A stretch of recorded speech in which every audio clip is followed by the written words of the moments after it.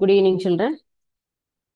Ninth standard சயின்ஸ்ல இன்னைக்கு chemistry பார்ட்ல இருக்கக்கூடிய 16th லெசன்ல அப்ளைட் கெமிஸ்ட்ரி அப்படிங்கிற பாடம் தான் பார்க்க போறோம். பயன்பாட்டு வேதியியல் அப்படிங்கிறது நம்ம யூஸ்வலா நம்ம லைஃப்ல எல்லா இடத்துலயுமே பொருள்கள் விதவிதமான பொருள்கள் யூஸ் பண்றோம் இல்லையா? எல்லா பொருட்களும் ஒரு ஒரு வகையானால் ஆனது இல்ல.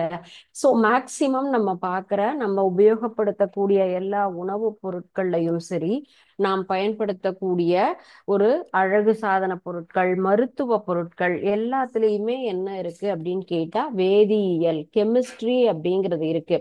ஸோ மார்னிங் நம்ம எழுந்ததும் ப்ரஷ் பண்றதுக்கு பேஸ்ட் யூஸ் பண்றோம். அண்ட் தென் நம்ம குளிக்கிறதுக்கு சோப்பு யூஸ் பண்றோம் இல்லையா? உணவு அப்படிங்கிறதுலயும் பல வகையான வேதிப்பொருட்கள் கலந்துருக்கு. நம்ம உடுத்தக்கூடிய உடையில என்ன இருக்கு? வேதிப்பொருட்கள் இருக்கு. அப்ப அதே போல நாம் எடுத்துக்கொள்ளக்கூடிய மருந்து பொருட்கள், அழகு சாதன பொருள் எல்லாவற்றிலுமே என்ன இருக்கு அப்படின்னு கேட்டா வேதியியல் கெமிஸ்ட்ரி அப்படிங்கிறது இருக்கு இல்லையா? சோ ஆனா அதனுடைய தன்மையை பொறுத்து நம்ம என்ன பண்ணுவோம்? ஒரே மாதிரியான கேட்டகரியில இருக்காது. எல்லாமே வேற வேற வேற. நம்ம பயன்படுத்தக்கூடிய அந்த யூசேஜஸ் பயன்பாட்டிற்கு தகுந்த மாதிரி அதனுடைய பண்புகள் எல்லாமே நமக்கு எப்படி இருக்கும்? வேறுபட்டு இருக்கும். இதுலயே இயற்கையான பொருட்கள் இருக்கும், அதே போல செயற்கை பொருள் அப்படின்னும் இருக்கும். ஒவ்வொரு பொருட்களுமே இப்போ உடை அப்படின்னு எடுத்துட்டோம், ட்ரெஸ்ஸுனா இயற்கை. இப்போ பருத்தி அப்படிங்கிறது காட்டன் நேச்சுரலா இருக்கிறது.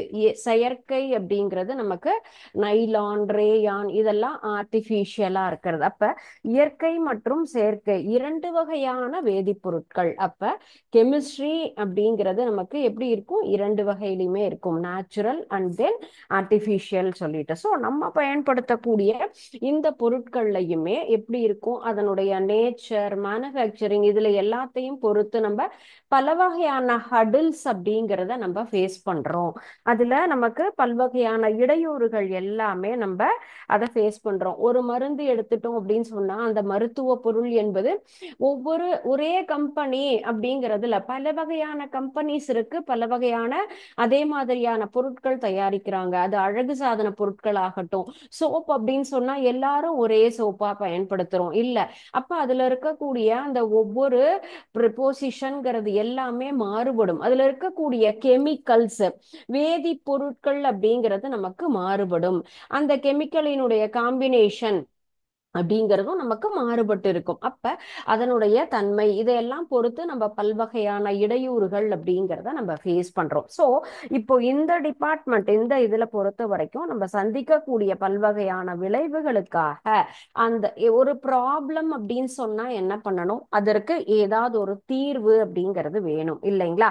ஸோ அந்தந்த பல்வேறு துறைகள்ல வரக்கூடிய அந்த விளைவுகளை, நாம் பிரச்சனைகளை சால்வ் பண்றதுக்காக நம்ம என்ன பண்றோம்? ஒரு ஏதாவது ஒரு டிபார்ட்மெண்ட் அப்படிங்கிறது இப்ப நமக்கு சொசைட்டில பல வகையான ப்ராப்ளம்ஸ் நம்ம ஃபேஸ் பண்ணுவோம். ஒவ்வொரு பிரச்சனைகள் தீர்ப்பதற்கு ஒரு ஒரு டிபார்ட்மெண்ட் இருக்கும். இப்போ எலக்ட்ரிசிட்டி டிபார்ட்மெண்ட் நம்ம வீட்டில் இருக்கக்கூடியதோ அல்ல தெருவுலையோ மின்சார பிரச்சனை வந்தா பார்ப்பாங்க. அதே போல வாட்டர் போர்ட் சொல்லுவோம், தண்ணி பத்தினது. அது போல நமக்கு பப்ளிக்கா வேற ஏதாவது நமக்கு பாதுகாப்பு சம்பந்தப்பட்டதுன்னு சொன்னா போலீஸ் டிபார்ட்மெண்ட். இப்படி ஒவ்வொன்றுக்கும் தனித்தனியான துறைகள் இருக்கு இல்லைங்களா? அது போல இப்ப நம்ம ஃபேஸ் பண்ணக்கூடிய ஒவ்வொரு விஷயங்களுக்கும் நம்ம ஏதாவது ஒரு தீர்வு வேணுங்கிறதுக்காக தான் இந்த அப்ளைடு கெமிஸ்ட்ரி அப்படிங்கிற ஒரு இதை ஆரம்பிச்சிருக்காங்க. பயன்பாட்டு வேதியியல். அந்த பயன்பாட்டு வேதியியல்லையே நமக்கு பல பிரிவுகள் இருக்கு. நானோ வேதியியல், மருந்தாக்க வேதியியல் அப்படின்னு சொல்லிட்டு பல டிவிஷன்ஸ் இருக்கு. அதை தான் இந்த பாடத்துல நம்ம பார்க்க போறோம். ஸோ ஃபர்ஸ்ட் நம்ம பார்க்கறது என்னன்னு கேட்டா நானோ கெமிஸ்ட்ரி அப்படின்னு சொல்லக்கூடிய இந்த நானோ வேதியியல் அப்படிங்கிறது. நானோ வேதியியல் சொன்னா நம்ம கணிதம் மேக்ஸ்ல பாத்தீங்கன்னு சொன்னா டிஃப்ரெண்ட் கைண்ட்ஸ் ஆஃப் ஷேப்ஸ் இருக்கு இல்லையா? ஸோ ட்ரையாங்கிள், ஸ்கொயர், ரெக்டாங்கிள், இந்த மாதிரி பல வகையான வடிவங்கள் இருக்குல்ல. அப்போ இந்த எல்லா வடிவமுமே ஒரே மாதிரியான இருக்குமா? இது எல்லாத்துக்கும் ஒரே ஃபார்முலாவா? இதுல வரக்கூடிய கணக்குகள் ஒவ்வொன்றுக்கும் ஒவ்வொரு வகையான ஒரு நம்ம என்ன சொல்லுவோம் ஃபார்முலா யூஸ் பண்ணி தான் சால்வ் பண்றோம் இல்லையா? அது போல பொருள்களினுடைய வடிவம் அல்லது அதனுடைய நேச்சர் பண்புகளை பொறுத்து தான் நம்ம என்ன பண்ணுவோம், அதை கரெக்ட் பண்ணுவோம். அது போல இப்போ இந்த நானோ கெமிஸ்ட்ரி அப்படின்னு சொன்னாலே அது மிகச்சிறிய அளவு, என்னது, ரொம்ப சின்னதா இருக்கக்கூடிய ஒரு அளவை தான் நம்ம என்ன சொல்லியிருக்கோம், நானோ அப்படின்னு சொல்லுவோம். ஸோ நானோ கெமிஸ்ட்ரி அப்படிங்கிறது நமக்கு வந்து சயின்டிஸ்ட் அந்த மெட்டீரியலினுடைய சைஸை பொறுத்து அதனுடைய அளவை பொறுத்து அதனுடைய ஸ்பெஷல் கேரக்டரிஸ்டிக்ஸ் அப்படிங்கிறத நம்ம என்ன பண்ணியிருக்காங்க, டிசைட் பண்ணியிருக்காங்க. ஸோ அது என்ன அளவு அப்படின்னு கேட்டா இது என்னது, 1/. ஸோ என்ன அளவு பாருங்க, 1. இதனுடைய அளவு எல்லாருக்குமே உங்களுக்கு இதை ரீட் பண்ண தெரியுமா? கரெக்டா ரீட் பண்ணுவீங்களா? ஸோ இதை இப்படிதான் நம்ம பிரிக்கணும் இல்லையா? 1, 10, 100, 1000, 10,000, லட்சம், 10,00,000, கோடி, 10,00,00,000. அடுத்தது என்னது, 100,00,00,000. அப்ப எவ்வளவு மிக சிறிய அளவு. அப்ப 100,00,00,000ல ஒரு பங்கு மீட்டர். அந்த சின்ன அளவை தான் நம்ம என்ன சொல்லியிருக்கோம், அந்த மாதிரியான பொருட்களை நமக்கு அதை பற்றி ஆராயக்கூடிய ஒரு டிபார்ட்மெண்ட் அப்படிங்கிறது தான் என்னது, இந்த நானோ கெமிஸ்ட்ரி. அதுல இருக்கக்கூடிய மிகச்சிறிய சின்ன சின்ன பண்புகள் எல்லாத்தையுமே கண்டுபிடிக்கிறதுக்காக தான் இதை பண்றாங்க. அப்போ மிகச்சிறிய அளவுல ஒரு பொருள்களை உருவாக்கி அந்த மாதிரி பொருள்களையும் என்ன பண்ணியிருக்காங்க, அதை பத்தின ஒரு ரிசர்ச் அப்படிங்கிறது நமக்கு கிடைச்சிருக்கு. ஸோ அந்த சின்ன சைஸ் பொருட்களை என்ன பண்றாங்க, உருவாக்கி அதுலயும் நம்ம அதுல எப்படி அதனுடைய தன்மை இருக்கு, பண்புகள் இருக்கு, எல்லாத்தையும் ஆராயறாங்க. அந்த டிபார்ட்மெண்ட் தான் என்ன சொல்லியிருக்காங்க, நானோ வேதியியல், நானோ கெமிஸ்ட்ரி சொல்றது. இதன் விளைவாக வேதியியல்ல வரக்கூடிய ஒரு பகுதி அப்படின்னு சொல்லலாம். The new branch of chemistry, that is very small particle, minute particle அப்படின்னு சொல்லக்கூடியது. அந்த அளவிலான ஒரு பொருட்களை பற்றின ஆராய்ச்சி அப்படிங்கிறது, அதை பற்றின படிக்கக்கூடிய படிப்பு அப்படிங்கிறது தான் நானோ வேதியியல் சொல்லலாம். நானோ வேதியியல் அப்படிங்கிறது நானோ அறிவியலினுடைய ஒரு பங்கு, ஒரு பிரிவு அப்படின்னு சொல்லலாம். நானோ சயின்ஸ் அப்படின்னு இருக்கு இல்லையா, நானோ சயின்ஸினுடைய ஒரு பிரிவு தான் நம்ம என்ன சொல்றோம், நானோ வேதியியல் அப்படின்னு சொல்லலாம். நானோ அறிவியலின் ஒரு பகுதி நானோ வேதியியல். இப்போ இதுல நானோ பொருட்களை பற்றி அதற்கு நமக்கு அந்த அதனுடைய பயன்பாடு, வேதியியல் பண்பு, இதெல்லாத்தையும் பற்றி படிக்கக்கூடிய ஒரு பிரிவு தான் நானோ வேதியியல் சொல்றோம். இதுல அணு மற்றும் மூலக்கூறுல இருக்கக்கூடிய பொருட்கள் அல்லது அந்த மாதிரியான சின்ன பொருட்களை மாற்றி அமைத்து அதனுடைய இயற்பியல், அதனுடைய வேதியியல் பண்புகள் எல்லாத்தையுமே, எந்த ஒரு பொருள் அப்படின்னு சொன்னாலுமே மிகச்சிறிய பொருள் அப்படின்னாலே என்னது, ஆட்டம். ஆட்டமை விட ஒரு சின்ன பொருள் எதுவுமே நமக்கு கிடையாது இல்லையா? ஆட்டம்க்கு அடுத்தது என்ன சொல்லுவோம், மாலிகூல் சொல்லுவோம். ஸோ ஆட்டம் அண்ட் மாலிகுலர் லெவல்ல இருக்கக்கூடிய அந்த மெட்டீரியலினுடைய physical and then chemical properties, so இயற்பியல் மற்றும் வேதியியல் பண்புகள் பற்றின ஆராய்ச்சி. ஸோ இதை எல்லாத்தையும் செய்யக்கூடியது தான் நானோ வேதியியல். நானோ கெமிஸ்ட்ரி அப்படிங்கிறது ஆட்டம் அண்ட் மாலிகூல் இது மாதிரியான சின்ன சின்ன பொருட்களை உருவாக்கி அதனோட பிசிக்கல் அண்ட் கெமிக்கல் ப்ராப்பர்ட்டிஸை பத்தி படிக்கக்கூடிய அந்த ஒரு பிரிவு. அதை எல்லாத்தையுமே நம்ம என்ன பண்ணியிருக்காங்க, ரிசர்ச் பண்ணியிருக்காங்க. அந்த மாதிரி பொருட்களை உருவாக்கி மாற்றி அமைச்சு அதனுடைய பண்புகளை ஆய்வு செய்யக்கூடியதுதான் இதனுடைய தன்மை. ஸோ நானோ என்னுடைய அளவு என்ன, இப்ப நம்ம என்ன பார்த்தோம், நானோ அப்படிங்கிற டேர்ம் எங்க இருந்து வந்திருக்குன்னு கேட்டா கிரேக்க வார்த்தையிலிருந்து, கிரீக் லாங்குவேஜ்ல இருந்து உருவாகிறது தான் இது. ஒரு மீட்டர், பில்லியனில் ஒரு பகுதி, ஒரு நானோ மீட்டர் அப்படிங்கிறது என்ன சொல்லியிருக்காங்க, ஒரு மீட்டர்ல பில்லியன் அப்படின்னு, இந்த அளவுக்கு என்ன சொல்லலாம், பில்லியன் சொல்றோம். ஸோ ஒரு மீட்டர்ல பில்லியன்ல ஒரு பகுதி அப்படின்னு சொல்லக்கூடியதுதான். ஸோ இதற்குண்டான எக்ஸாம்பிள் என்ன? இப்ப இதுல எத்தனை நமக்கு ஜீரோ அப்படிங்கறத பாருங்க, 1 2 3 4 5 6 7 8 9. ஸோ இதை நம்ம எப்படி ஈஸியா நம்ம வந்து குறிப்பிடலாம் அப்படின்னு சொன்னா, இப்போ 10⁻⁹ இல்லையா, எத்தனை ஜீரோ இருக்கோ அதுதான் நம்ம என்ன பண்ணுவோம், இதுல அது எளிதாக நம்ம குறிப்பிடணும் அப்படின்னு சொன்னா ஒரு நானோமீட்டர் அப்படிங்கிறத நம்ம எப்படி சொல்லலாம், 10⁻⁻⁹ மீட்டர் அப்படின்னு நம்ம இதை டினோட் பண்ணலாம். ஸோ ஒரு நானோமீட்டர் அப்படிங்கிறது சாரி 10⁻⁻⁹ அப்படின்னு சொல்லலாம், அல்லது 0.0001 மீட்டர் அப்படின்னு எடுத்துக்கலாம். ஆர்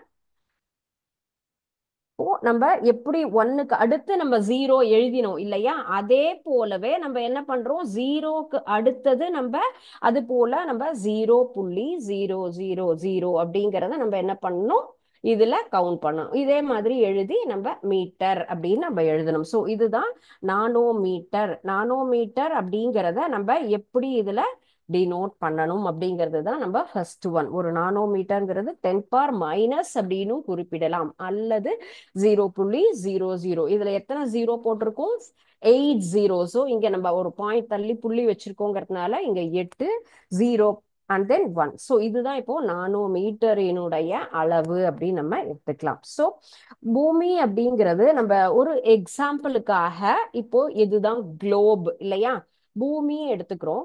குளோப் அப்படிங்கிறது எப்படி இருக்கும், ஒரு மிக பெரிய அளவு, ஜாயிண்ட் சைஸ், ரொம்ப பெரிய அளவு அப்படின்னு எடுத்துக்கிறோம்.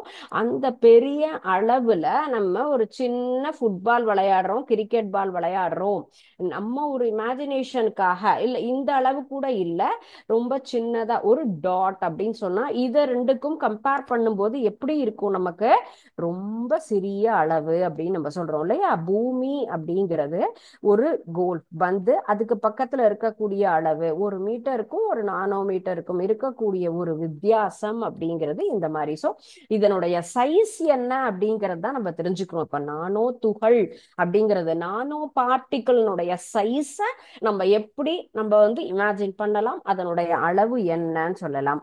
அது போல ஒரு செகண்ட்ல நம்ம நெயில் அப்படிங்கிறது, நம்ம நகம் வளருது இல்லையா, நகம் அப்படிங்கிறது நமக்கு வளருது. நெயிலினுடைய growth எப்படி இருக்கு, ஒரு செகண்ட்ல ஒரு நானோமீட்டர் சைஸ் நமக்கு growth வளர்கிறது அப்படிங்கிறது தான் ஃபர்ஸ்ட் திங். எப்படி இதை டினோட் பண்ணணும், அடுத்தது வந்துட்டு அதனுடைய அளவு என்ன.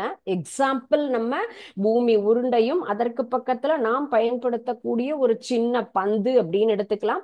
அடுத்தது நானோமீட்டர் சைஸுக்கு நமக்கு நம்முடைய உடல் பகுதியில் இருக்கக்கூடிய என்ன பகுதி வளருது அப்படின்னு சொன்னா அவர் nails grow 1 nanometre in each second. ஓகேங்களா. ஸோ ஒரு நானோமீட்டர் அப்படிங்கிறது நமக்கு ஒரு செகண்ட்ல நமக்கு நகம் வளரக்கூடிய அளவு அப்படின்னு சொல்லலாம்.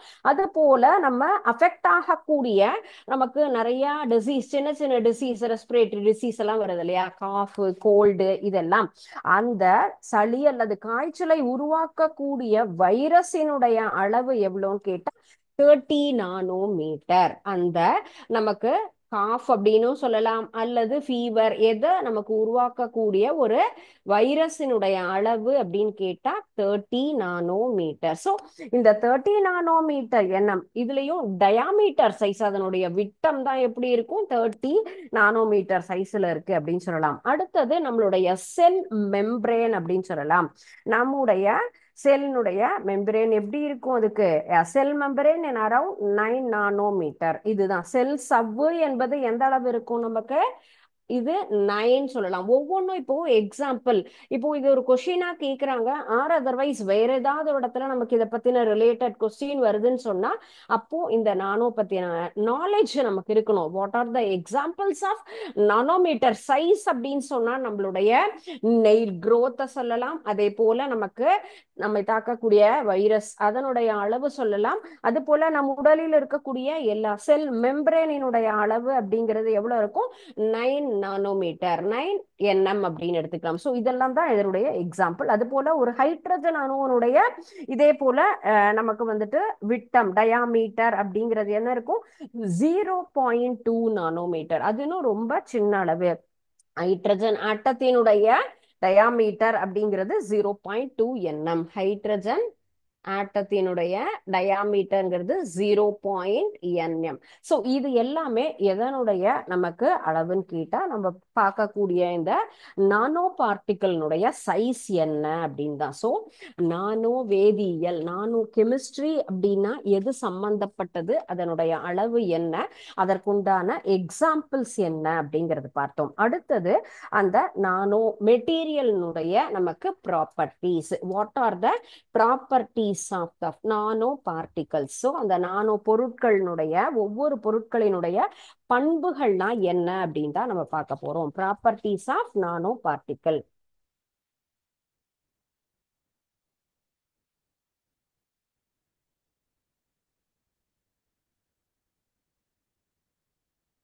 ப்ராப்பர்ட்டிஸ் அப்படின்னு சொல்லும்போது அதுக்கு நம்ம என்னென்ன நம்ம வந்து இயற்பியல் மற்றும் வேதியியல் பண்புகள் அப்படின்னு சொல்லிட்டு ரெண்டு வகையாகவும் நம்ம பொதுவாகவே நம்ம என்ன பண்ணலாம், ஒவ்வொரு விஷயத்துக்குமே chemistry as well as physics அப்படின்னு நம்ம பார்ப்போம் இல்லையா. அப்போ நானோ பொருட்கள்ங்கிறது நமக்கு என்ன செய்ய சொல்லியிருக்கோம், ஆட்டம்ஸ் அண்ட் மாலிகூல்ஸ். அப்போ அணு மற்றும் அந்த பெரிய பொருட்களுக்கு அதனுடைய பண்புகளுக்குடைய என்னென்ன பண்புகள்லாம் இருக்குமோ எல்லாமுமே இதற்கும் இருக்கும். அணு அப்படிங்கிறத நமக்கு என்னது, ஒரு பெரிய ஒரு ஆட்டம் அப்படின்னு சொன்னா என்ன இருக்கும், ஒரு பெரிய பொருளினுடைய சின்ன துகள் அப்படின்னு சொல்லலாம்.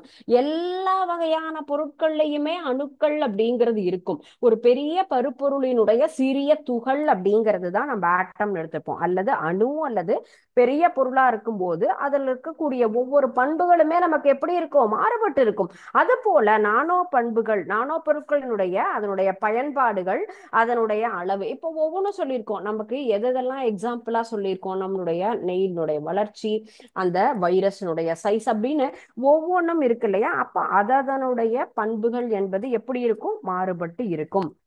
அதனுடைய மேற்பரப்பு எப்படி இருக்கும், நமக்கு ரொம்ப அக்யூரட்டா துல்லியமாக நமக்கு ஆய்வதற்கு அதுக்கு தகுந்த மாதிரியான ஒரு இவ்வளோ சின்ன பொருள் அப்படின்னு நம்ம சொல்றோம்னா அதுக்கு தகுந்த மாதிரியான ஒரு எக்யூப்மெண்ட் இருந்தா மட்டும்தான் அதை நம்மளால பார்க்க முடியும் இல்லையா. எலக்ட்ரான் நுண்ணோக்கி, SEM, ஸ்கேனிங் எலக்ட்ரான் மைக்ராஸ்கோப். இப்போ இந்த பொருட்களை நமக்கு பார்க்கணும் அப்படின்னு சொன்னா அதுக்கு தகுந்த மாதிரி வருடி அப்படின்னு சொல்றது ஸ்கேன் அப்படின்னு நம்ம சொல்றோம் இல்லைங்களா, அதுதான் SEM. ஸோ எந்த மிஷினை கொண்டு நம்ம இந்த நானோ மெட்டீரியல்ஸை பார்க்கலாம் அப்படின்னு சொன்னா ஸ்கேனிங் எலக்ட்ரான் மைக்ராஸ்கோப், அதை பயன்படுத்தி நம்மளால என்ன பண்ண முடியும், இந்த பொருட்களை பார்க்க முடியும். மைக்ராஸ்கோப் அப்படின்னு சொல்றது நம்ம லேப்ல எல்லாம் வச்சிருப்போம் இல்லைங்களா. சோ அது சின்ன துகள்களை பார்ப்பதற்கு. அப்ப நானோ மெட்டீரியலை பார்க்கணும்னா அதுக்கு அதனுடைய அக்யூரசி ரொம்ப சின்னதா இருக்குங்கிறதுனாலதான் நம்ம இந்த ஒரு மிஷினை பயன்படுத்தி நம்ம என்ன பண்றோம், அதனுடைய அளவு எப்படி எல்லாம் இருக்கும் அப்படிங்கிறத நம்ம பார்க்கலாம். சோ இந்த துல்லியமாக அதை பற்றின ஒரு ஆராய்ச்சி வேணும், நமக்கு அதை பத்தி தெரியணும்னா இந்த ஸ்கேனிங் எலக்ட்ரான் மைக்ராஸ்கோப்பை பயன்படுத்தி தான் நம்ம என்ன பண்றோம், அதுல இருக்கக்கூடிய எலக்ட்ரான் நுண்ணோக்கி, அதுல இருக்கக்கூடிய அணுவிசை நுண்ணோக்கி. நம்ம வந்து TEMனா டிரான்ஸ்மிஷன் எலக்ட்ரான் மைக்ராஸ்கோப், AFங்கிறது அட்டாமிக் ஃபோர்ஸ் மைக்ராஸ்கோப். இந்த எல்லா வகையான பொருட்கள் நாட் ஓன்லி SEM. இப்போ இதனுடைய மேற்பரப்பு சின்னதா இருக்குங்கிறதுனால அதை கரெக்டா அதை பத்தின நாலேஜ் நமக்கு வேணுங்கிறதுக்காக இந்த மாதிரியான மைக்ரோஸ்கோப். ஒன் இஸ் SEMங்கிறது scanning electron microscope, and then TEM அப்படிங்கிறது நமக்கு டிரான்ஸ்மிஷன் அப்படின்னு சொல்றோம். சோ டிரான்ஸ்மிஷன் எலக்ட்ரான் மைக்ராஸ்கோப் சொல்லலாம். அண்ட் நெக்ஸ்ட் ஒன் இஸ் AFMங்கிறது atomic force microscope. Atomic force microscope. So இந்த 3 கைண்ட்ஸ் ஆஃப் மைக்ராஸ்கோப்பை யூஸ் பண்ணி நமக்கு அதனுடைய துல்லியம், அளவு, அதனுடைய பண்புகள் எல்லாத்தையும் நம்மளால ஆராய்ச்சி பண்ணணும். ஸோ இது ஏன் இந்த மாதிரி ரீசன்ஸ் கேட்டா, மற்ற பொருள்ல இல்லாத ஒரு சின்னது அதனுடைய ஸ்ட்ரக்சர், அவுட்டர் மோஸ்ட் ஸ்ட்ரக்சர், வெளிப்புற அளவு அப்படிங்கிறத அனலைஸ் பண்ணணும். அதனுடைய சர்ஃபேஸ் அப்படிங்கிறது நம்ம எக்ஸாம்பிள் பார்த்தோம், அதனுடைய சைஸ் என்னங்கிறது பார்த்தோம். அப்ப அதனுடைய மேற்பரப்பு சர்ஃபேஸ் எப்படி இருக்கு, ரொம்ப சின்னதா இருக்கு. அப்ப அதை பத்தின ஒரு ஆராய்ச்சி அப்படின்னு சொன்னா இந்த மாதிரியான மைக்ராஸ்கோப்பை பயன்படுத்தினா மட்டும்தான் நம்மளால என்ன பண்ண முடியும், அதை பற்றின ஒரு கரெக்டான ஒரு தெளிவு அப்படிங்கிறது நமக்கு கிடைக்கும். Okay. And next one is, இப்போ ஃபர்ஸ்ட் என்ன பார்த்தோம், நானோ கெமிஸ்ட்ரினா என்ன, அண்ட் நானோ பார்ட்டிகல்ஸ் பத்தின சைஸ் என்னன்னு பார்த்தோம். Next one, what are the properties. Properties பண்புகள் அப்படின்னு சொல்லும்போது நானோ பொருட்கள்ங்கிறது அணு மற்றும் பெரிய பொருட்களினுடைய அதனுடைய பண்புகளுக்கு எப்படி இருக்கும், இடைப்பட்டதாக இருக்கும்னு பார்த்தோம். நானோல வந்து ஒரு பொருளினுடைய பண்புங்கிறது அணுவோ அல்லது அது மாதிரியான பெரிய பெரிய பொருள்ல இருக்கக்கூடிய பண்பை விட மாறுபட்டு இருக்கும். ஏனென்றால் அதனுடைய அளவு என்பது எப்படி இருக்கு, நமக்கு ரொம்ப சின்னது, சைஸை பொறுத்து நமக்கு நம்ம ஒரு பெரிய பார்ட்டிகள் சொன்னா அதனுடைய சைஸ், அதனுடைய நேச்சர், பண்பு எல்லாமே வித்தியாசமாக இருக்கும் இல்லைங்களா. அப்போ அதுக்கு தகுந்த மாதிரி தான் பண்பு. அப்போ நானோங்கிறது எப்படி இருக்கு, ரொம்ப சின்ன சைஸா இருக்கு. அப்போ அதனுடைய நேச்சர், ப்ராப்பர்ட்டிஸ் அப்படிங்கிறது பெரிய பொருளினுடைய ப்ராப்பர்ட்டி விட கண்டிப்பாக எப்படி இருக்கும், வித்தியாசமாக இருக்கும். ஸோ அதுக்கு தகுந்த மாதிரி நம்ம வந்து ஆராய்ச்சி பண்ணணும். அப்படிங்கிறதுக்காக தான் இந்த 3 வகையான மைக்ரோஸ்கோப்பை பயன்படுத்தி அதனுடைய பண்பாடுகளை நம்ம தெரிஞ்சுக்கிறோம். ஸோ நெக்ஸ்ட் ஒன் இஸ் அதனுடைய uses. What are the uses of, நமக்கு அப்ளிகேஷன்ஸ் ஆஃப் நானோ கெமிஸ்ட்ரி, எங்கெல்லாம் நம்ம இதை வந்துட்டு நானோ கெமிஸ்ட்ரியை நம்ம வந்துட்டு பயன்படுத்துறோம் அப்படின்னு சொல்லலாம். நானோ கெமிஸ்ட்ரி அப்படிங்கிறது என்னது, துல்லியம், அக்யூரசி அப்படின்னு தான் நம்ம பார்த்திருக்கோம். அப்ப எங்கெல்லாம் நமக்கு அக்யூரசி தேவைப்படுகிறதோ அங்கெல்லாம் நம்ம என்ன பண்ணலாம், இதை பயன்படுத்தலாம். Applications of nano chemistry.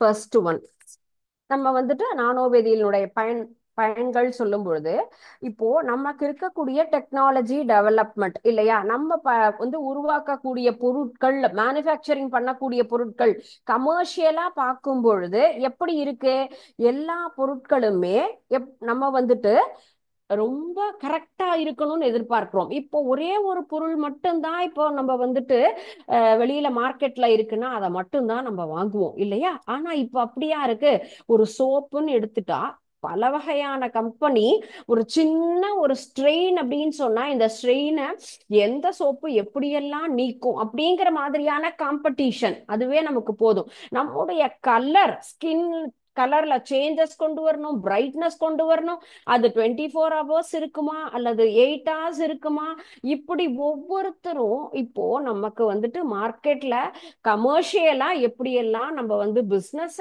Develop பண்ணணும், நம்மளுடைய பொருட்கள் எவ்வாறு அதிகமாக வியாபாரம் ஆகணும், ரீச் ஆகணுங்கிறதுக்கு தகுந்த மாதிரி அவங்க யோசிச்சு என்ன பண்றாங்க, அத ஃபுல்லுமே நம்ம மேனுஃபேக்சரிங் பண்றாங்க இல்லைங்களா.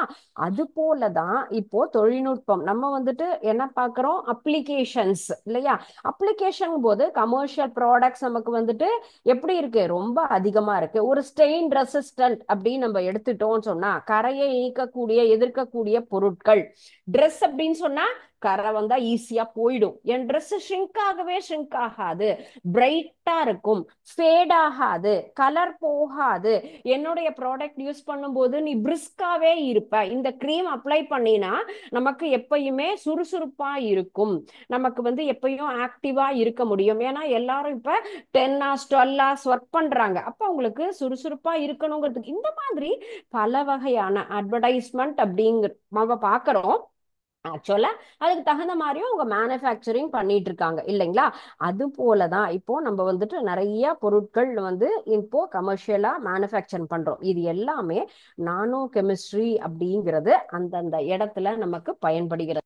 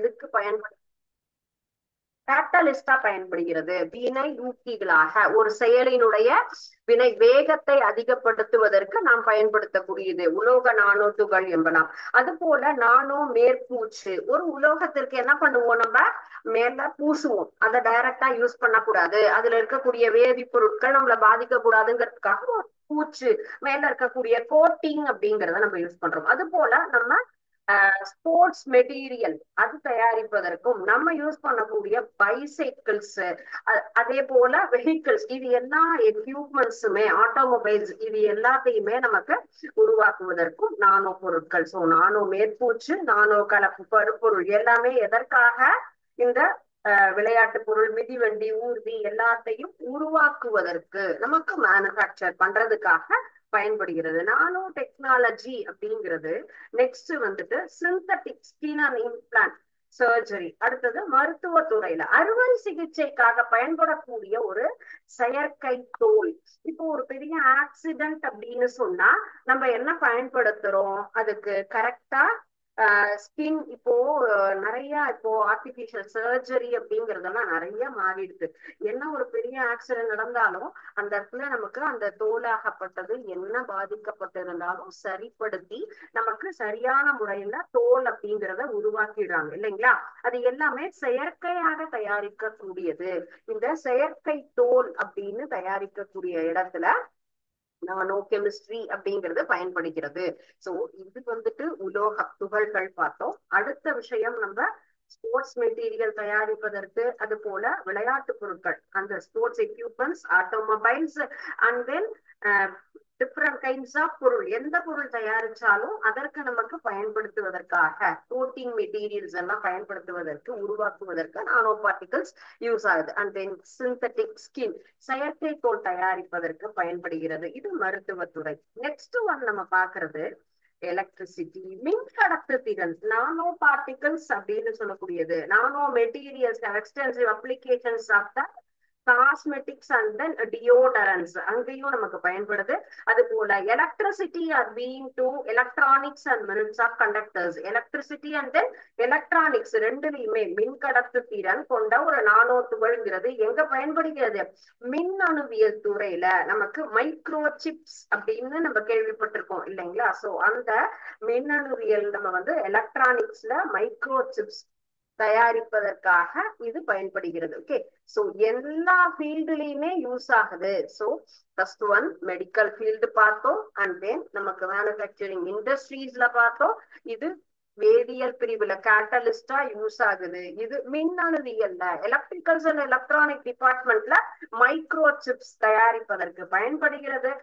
நெக்ஸ்ட் ஒன் நம்ம ஆல்ரெடி பார்த்தோம், என்னது ஒண்ணுமே நம்மளுடைய காஸ்மெட்டிக்ஸ் அண்ட் டியோடரன்ஸ். காஸ்மெட்டிக்ஸ் அப்படின்னு சொன்னா அழகு சாதன பொருட்கள், இதுல இதை தயாரிப்பது. டியோடரன்ட்ங்கிறது என்ன சொல்றோம், நம்ம பர்ஃபியூம்னு சொல்றோம் இல்லையா, அது தயாரிப்பதற்கு பயன்படுகிறது. And nano particle சப்ஸ்டன்ஸ்ங்கிறது.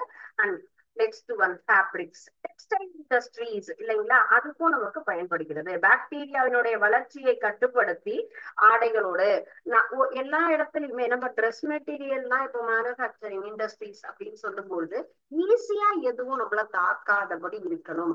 அதுக்காக தான் இப்போ நம்ம சன்ஸ்கிரீன் லோஷன் அப்படின்னு நம்ம பயன்படுத்துறோம். இப்ப வெய்ய காலத்துல போகும்போது எனக்கு சூரிய ஒளி நேரடியாக என் உடல் மேல தாக்கி எனக்கு வேற எந்த ஒரு இதுவும் நமக்கு வரக்கூடாது, ஸ்கின் கலர் சேஞ்சஸ் வரக்கூடாதுங்கிறதுக்காக இந்த கிரீம் அப்ளை பண்ணினா நம்ம பாதிக்காம இருக்கும்னு சொல்றோம். அது போல நம்ம பயன்படுத்தக்கூடிய ஒரு ட்ரெஸ் மெட்டீரியல், நம்ம ட்ரெஸ் வியர் பண்றோம் இல்லையா, நாம் உடுத்தக்கூடிய இந்த ட்ரெஸ் பாக்டீரியாவால பாதிக்கப்படக்கூடாதுங்கிறதுக்காகவும் இந்த நானோ துகள்களை பயன்படுத்தி அதை மேனுஃபேக்சரிங் பண்ணும் பொழுது இன்னும் நம்ம என்ன பண்ணலாம், அந்த வைரஸ் பாக்டீரியா தாக்குதல்ல இருந்து நம்ம பாதுகாக்கப்படுறோம். அண்ட் நெக்ஸ்ட் வந்து ராணுவம், வான ஊர்தி, இது அடுத்த டிபார்ட்மெண்ட் இல்லையா. So nano chemistry is used in space and defence. Defence அப்படின்னு சொன்னா என்னது, ராணுவம் அப்படின்னு சொல்லுவோம். டிஃபென்ஸ் டிபார்ட்மெண்ட் அப்படிங்கிறது என்னது, மிலிட்டரி டிபார்ட்மெண்ட், ராணுவ துறையிலையும்.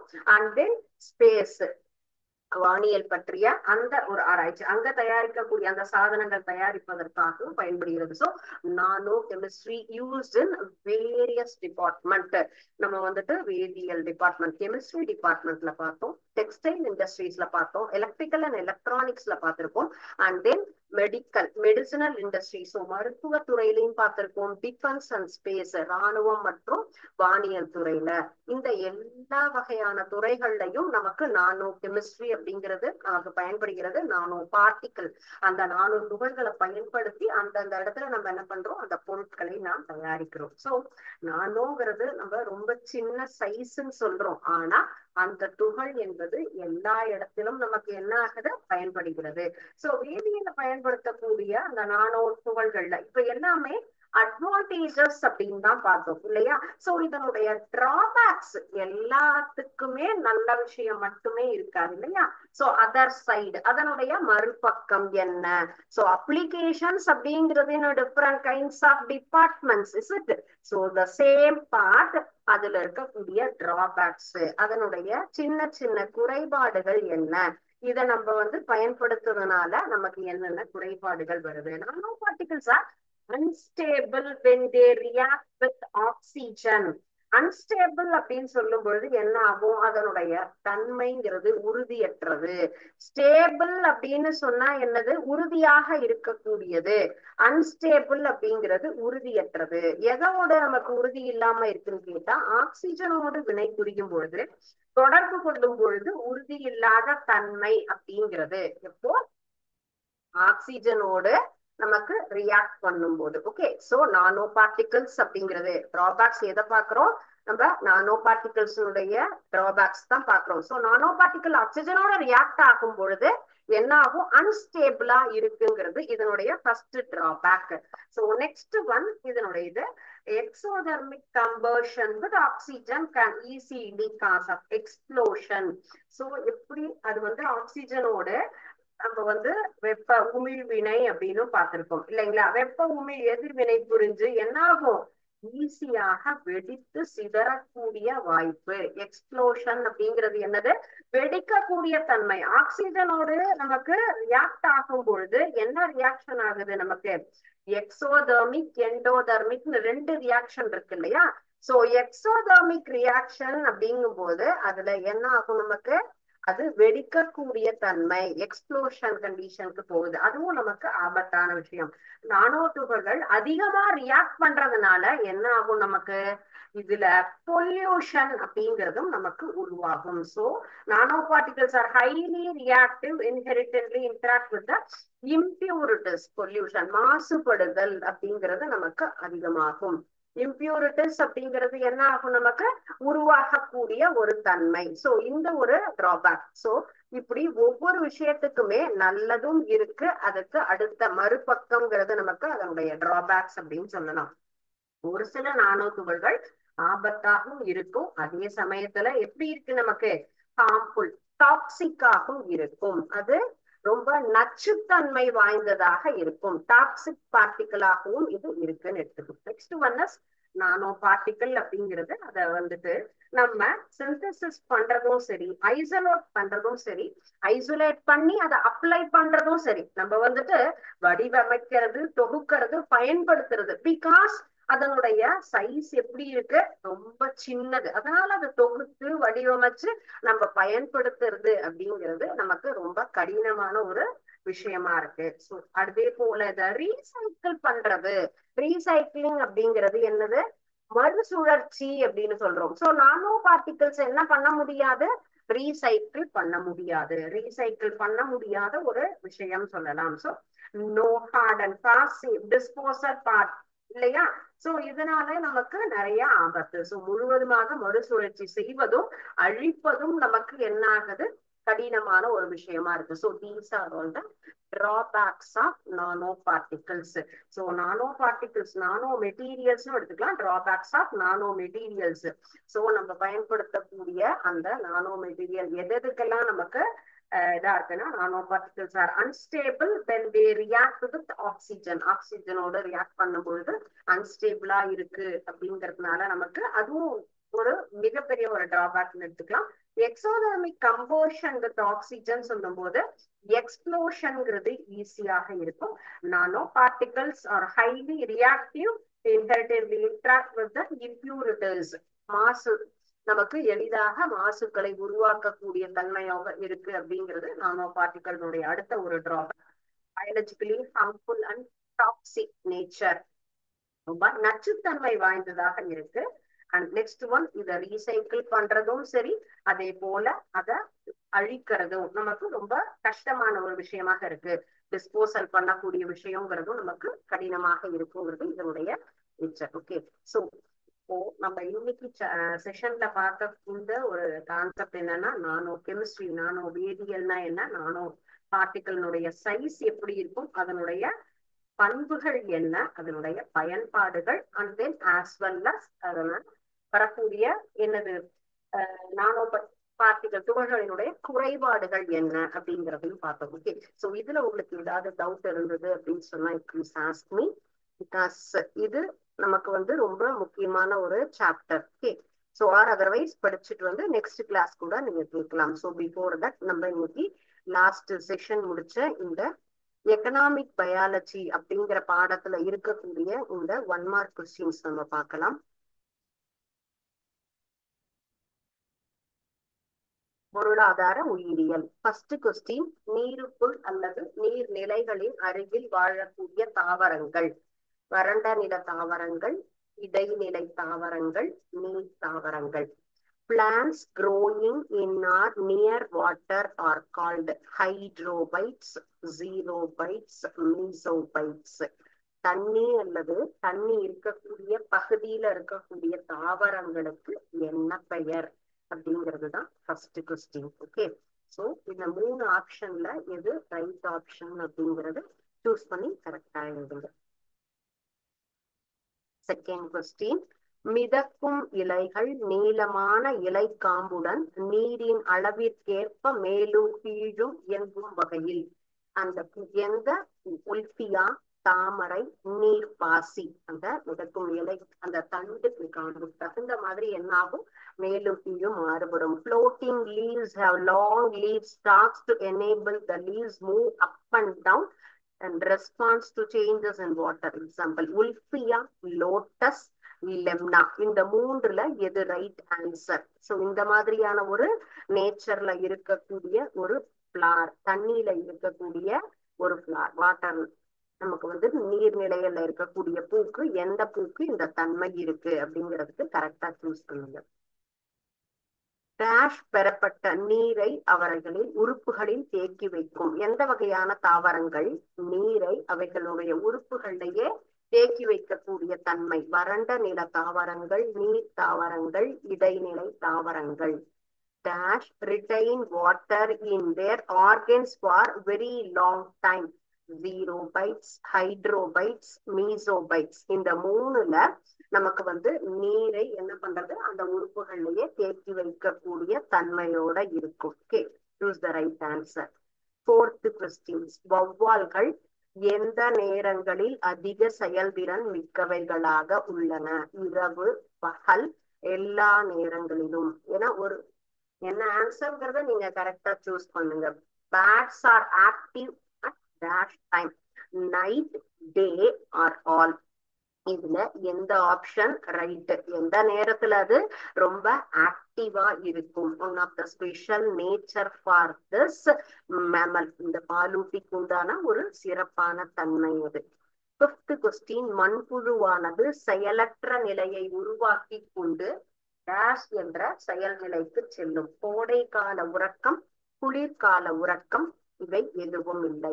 Earthworms become inactive at and undergo a process called activation, hibernation, none of these. So மண்புழு இந்த நிலைக்கு போகுது இல்லையா, செயலற்ற நிலை உருவாக்கக்கூடியது.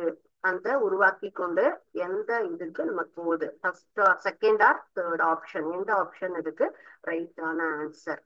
சிக்ஸ்த் ஒன், இந்தியா உலக மொத்த நிலப்பரப்பில் டேஷ் சதவிகிதம் பரப்பளவை கொண்டது? 2.4%, 3.4% or 4.4. India, a mega diverse country with only dash of world's land area. 2.4%, 3.4 or 4.4%. இதுல எந்த ஆப்ஷன் இருக்கு சரியான ஆன்சர்? உலக மொத்த நிலப்பரப்புல எத்தனை சதவிகிதம் நமக்கு பரப்பளவு இருக்கு இந்தியா? 7th கொஸ்டின், IUCN நிறுவனம் டேஷ் நாட்டில் 1948 துவங்கப்பட்டது. America, England, Switzerland. IUCN was founded on 5th October 1948 at America, England, Switzerland. இந்த மூணுல எந்த கண்ட்ரி அப்படிங்கறத கரெக்டா சூஸ் பண்ணிடுங்க. டேஷ் என்பது திடநிலையிலிருந்து ஒரு பொருள் திரவ நிலையை அடையாமல் நேரடியாக வாயு நிலைக்கு மாறும் நிகழ்வு. ஆவியாதல், பழங்கமாதல், குளிர்வித்தல்.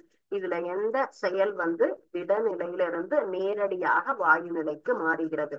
Dash is conversion of solid to gas without passing through the intermediate liquid phase, evaporation, sublimation, condensation. இத மூணுல எது ரைட் ஆன்சர்? கரெக்டா சூஸ் பண்ணிருந்து. 9th கொஸ்டின், டேஷ் என்பது மழை நீரின் மற்றொரு பகுதியானது நுண்ணிய அல்லது உடைந்த பாறைகளின் உள்ளே பாய்ந்து செல்கிறது. ஊடுருவல், உள் வழிந்தோடல், தரைமேல் விழுந்து ஓடும் நீர். In dash, some of the precipitated water flows through soil and pores of fractured rock. Infiltration, percolation, runoff. இந்த மூணுல இது ரைட் ஆன்சர்ங்கிறது தான். இது ரொம்ப எளிதான கொஸ்டின் தான். நம்ம லெசன்ல இனிஷியலா வந்த ஒரு கான்செப்ட். டேஷ் என்பது அனைத்து உயிரினங்களும் உயிர் வாழ தேவையான முக்கியத்துவம் வாய்ந்த முதல் நிலை ஊட்டச்சத்து. Dash is the important nutrition needed for the survival of all living organism. Lithium, magnesium, nitrogen. Lithium, magnesium, nitrogen சரியான எந்த பொருள் வேதிப்பொருள் நம்ம எல்லா உயிரினங்களுக்கும் உயிர் வாழ தேவையான முக்கியத்துவம் வாய்ந்த முதல் நிலை ஊட்டச்சத்து. நம்ம சுழற்சி இல்லாம பார்த்தோம் இல்லையா, அதுல இருக்கக்கூடிய அந்த வேதிப்பொருள். சோ நம்ம பார்த்த இந்த லெசன் ரிலேட்டடா தான் இந்த சிம்பிளான கொஸ்டின்ஸ் இருக்கு. ஸோ எல்லாமே உங்களுக்கு யூஸ்ஃபுல்லா இருக்கும். எளிதான ஒரு கேள்விகள், கரெக்டான ஆன்சர் எழுதி ஃபுல் மார்க் செக்யூர் பண்ணுங்க. ஓகே, ஸோ நெக்ஸ்ட் செஷன்ல இந்த நானோ கெமிஸ்ட்ரியோட கண்டினியூஷன் நம்ம பார்க்கலாம். Okay, thank you students. வாழ்க பாரதம், வெல்க தமிழகம்.